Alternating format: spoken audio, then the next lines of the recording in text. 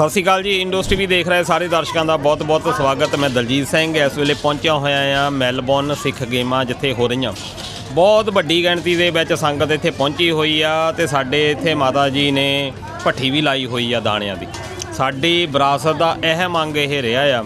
ਤੇ ਸਭ ਤੋਂ ਪਹਿਲਾਂ ਸਤਿ ਸ਼੍ਰੀ ਅਕਾਲ ਆਂਟੀ ਜੀ। ਸਤਿ ਸ਼੍ਰੀ ਅਕਾਲ ਪੁੱਤ, ਸਤਿ ਸ਼੍ਰੀ ਅਕਾਲ ਜੀ। ਮੇਰੇ ਵੱਲੋਂ ਸਾਰਿਆਂ ਨੂੰ ਸਤਿ ਸ਼੍ਰੀ ਅਕਾਲ। ਤੇ ਆਂਟੀ ਜੀ ਚਲੋ ਤੁਸੀਂ ਇਹ ਵਿਰਾਸਤ ਦੇ ਰੰਗ ਜਿਹੜੇ ਆ ਸਾਨੂੰ ਦਿਖਾਏ ਆ ਤੇ ਤੁਸੀਂ ਤਾਂ ਬਹੁਤ ਇਦਾਂ ਦਾਣੇ ਬਣਾਉਂਦੇ ਰਹੇ ਹੋਣੇ ਆ ਪਹਿਲਿਆਂ ਦੇ ਵਿੱਚ। ਬਿੱਲਾ ਅਸੀਂ ਤਾਂ ਬਹੁਤ ਬਣਾਏ ਆ। ਅੱਛਾ। ਘਰ ਦੀਆਂ ਮੱਕੀਆਂ ਹੁੰਦੀਆਂ ਸੀ, ਘਰ ਦੇ ਛੋਲੇ ਹੁੰਦੇ ਸੀ, ਹਾਂਜੀ। ਕਣਕ ਹੁੰਦੀ ਸੀ ਲੈ ਜਾਣੀ ਤੇ ਉੱਥੇ ਬਣਾ ਕੇ ਭੱਠੀ ਵਾਲੀ ਤੋਂ ਤੇ ਖਾਈ ਰੋਜ਼ ਹੀ ਬਣਾਉਂਦੇ ਸੀ ਅਸੀਂ ਤਾਂ। ਹਾਂ, ਉਦੋਂ ਤਾਂ ਵਿਚਾਰੇ ਦਾਣਿਆਂ 'ਚ ਉਹਦੇ ਦਾਣਿਆਂ 'ਚ ਨਾ ਪੈਸੇ ਤਾਂ ਕੋਈ ਲੈਂਦਾ ਹੀ ਨਹੀਂ ਸੀ। ਉਹ ਦਾਣੇ ਚੁੰਗ ਲੈ ਲੈਂਦੀ ਸੀ ਪੁੱਤ, ਉਹ ਚੁੰਗ ਕੱਢ ਲੈਂਦੀ ਹੁੰਦੀ ਸੀਗੀ।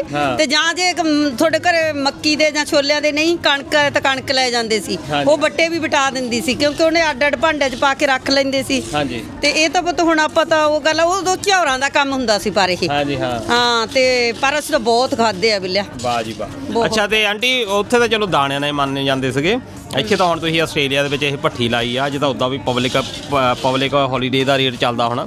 ਕਿੱਦਾਂ ਅੱਜ ਚੱਲਦੀ ਭੱਠੀ ਦਾ ਕੰਮ ਕਿੱਦਾਂ ਹੈ ਅੱਜ? ਅੱਜ ਭੱਠੀ ਦਾ ਕੰਮ ਠੀਕ ਹੈ ਬਿੱਲਿਆ, ਪਰ ਇਹ ਤਾਂ ਵਲੰਟੀਅਰੀ ਆ। ਪਰ ਦੂਜੀ ਦਿਹਾੜੀ ਵੀ ਲਾਉਣੀ ਹੈਗੀ। ਦੂਜੀ ਦਿਹਾੜੀ ਬਿਨਾਂ ਵੀ ਨਹੀਂ ਸਰਦਾ, ਉੱਥੇ ਵੀ ਜਾਣਾਗਾ। ਅੱਛਾ, ਅੱਜ ਪਬਲਿਕ ਹੌਲੀਡੇ ਦਾ ਡਬਲ ਅੱਜ ਲਾਉਣੀ ਆ? ਅੱਜ ਲਾਉਣਾ ਬਿੱਲਿਆ, ਲਾਉਣੀ ਆ। ਅੱਛਾ ਜੀ।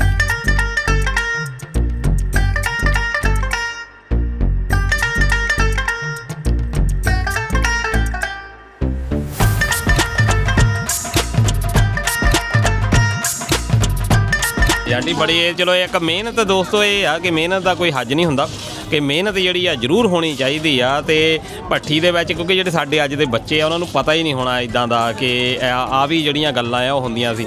ਵੈਸੇ ਵੀ ਆਂਟੀ ਉਦੋਂ ਰੌਣਕਾਂ ਹੀ ਬੜੀਆਂ ਲੱਗੀਆਂ ਹੁੰਦੀਆਂ ਸੀ। ਤੂੰ ਵਾਧੂ ਬਿੱਲੇ ਉਦੋਂ ਵੀ ਤਾਂ ਅੱਜ ਕੱਲ ਨਿਆਣੇ ਕਹਿੰਦੇ ਕਿਉਂ ਲੱਗੀ ਆ। ਉਦੋਂ ਵੀ ਤਾਂ ਆਪਣੀ ਬਾਰੀ ਬਣਦੇ ਹੁੰਦੇ ਸੀਗੇ। ਉਹਨੂੰ ਪਤਾ ਲੱਗ ਜਾਂਦਾ ਹੁੰਦਾ ਸੀ ਸਾਰਾ ਵੀ ਆ ਪਹਿਲਾਂ ਦਾ ਬੈਠਾ ਹੈਗਾ। ਜੇ ਕੋਈ ਝੂਠ ਬੋਲ ਦਿੰਦਾ ਸੀ ਕਹਿੰਦਾ ਸੀ ਮੈਂ ਪਹਿਲਾਂ ਆਇਆ, ਉਹ ਕਹਿੰਦਾ ਨਾ ਮੈਨੂੰ ਪਤਾ ਹੈ ਇਹ ਪਹਿਲਾਂ ਆਇਆ ਸੀ। ਜਾਣੀ ਇਹਦਾ ਮਤਲਬ ਆਂਟੀ ਪੂਰੀ ਨਿਗਾਹ ਰੱਖਦੀ ਕਰ ਪਤਾ ਆਪਦਾ ਕੱਪੜਾ ਜਾਂ ਭਾਂਡਾ ਐ ਪਾ ਦੇਣੀਆਂ ਖਿੱਲਾਂ ਉਹਦੇ ਵਿੱਚ। ਹਾਂ ਵਾਹ ਜੀ ਵਾਹ। ਚਲੋ ਆ ਤਾਂ ਬਹੁਤ ਵਧੀਆ ਲੱਗਾ ਆਂਟੀ। ਓਕੇ ਬਹੁਤ ਧੰਨਵਾਦ ਤੁਹਾਡਾ। ਸਾਰੇ ਜਿਹੜੇ ਨਹੀਂ ਆਏ ਤੇ ਉਹ ਆਉਣ ਕੱਲ ਨੂੰ ਵੀ ਸਿੱਖ ਗੇਮਾਂ ਤੇ ਜ਼ਰੂਰ ਇੱਥੇ ਗੇੜਾ ਮਾਰਨ ਆ ਕੇ ਆਪਾਂ ਵਧਾਈਏ। ਭੱਠੀ ਤੇ ਵੀ ਆਉਣ ਤੇ ਉਵੇਂ ਵੀ ਸਾਰਾ ਮੇਲਾ ਵੀ ਦੇਖਣ ਆ ਕੇ ਗੇਮ। ਕੱਲ ਨੂੰ ਅੱਗ ਮਚਾ ਦੇਣੀ ਹੈ। ਚੱਲ ਠੀਕ ਹੈ, ਲੈ ਲਓ ਪਰਮਿਸ਼ਨ। ਫਿਰ ਅੱਗ ਮਚਾ ਫਿਰ ਤਾਂ ਸੱਚੀ ਠੀਕ ਆ। ਨਹੀਂ ਆਂਟੀ ਚਲੋ ਵਲੰਟੀਅਰ ਵੀ ਕਰਨਾ ਚਾਹੀਦਾ ਆ, ਵੈਸੇ ਤਾਂ ਕੰਮ ਵੀ ਵਧੀਆ ਇਹ। ਹਾਂ ਸਹੀ ਗੱਲ ਹੈ ਵੀਰੇ, ਪਰ ਉਹੀ ਹੈ ਨਾ ਰੌਲਾ ਤਾਂ ਅੱਗ ਨਹੀਂ ਮਚਾ ਸਕਦੇ ਇੱਥੇ। ਕੰਮ ਤਾਂ ਆਪਾਂ ਬਣਾ ਲਗੇ। ਉਹ ਮਸ਼ੀਨ ਦੂਜੀ ਲਿਆਵਾਂਗੇ ਨਾ, ਫਿਰ ਆਪਾਂ ਦੂਜੀ ਲਿਆਵਾਂਗੇ। ਹਾਂ ਉਹਨੂੰ ਪਰ ਪੌਪਕਨ ਕਹਿਣੀ ਆ, ਉਹਨੂੰ ਐ ਥੋੜਾ ਕਵਾਂਗੇ ਭੱਠੀ ਵਾਲੀ ਆ। ਭੱਠੀ ਵਾਲੀ ਨਹੀਂ ਨਾ ਕਹਿਣਾ ਉਹਨੂੰ।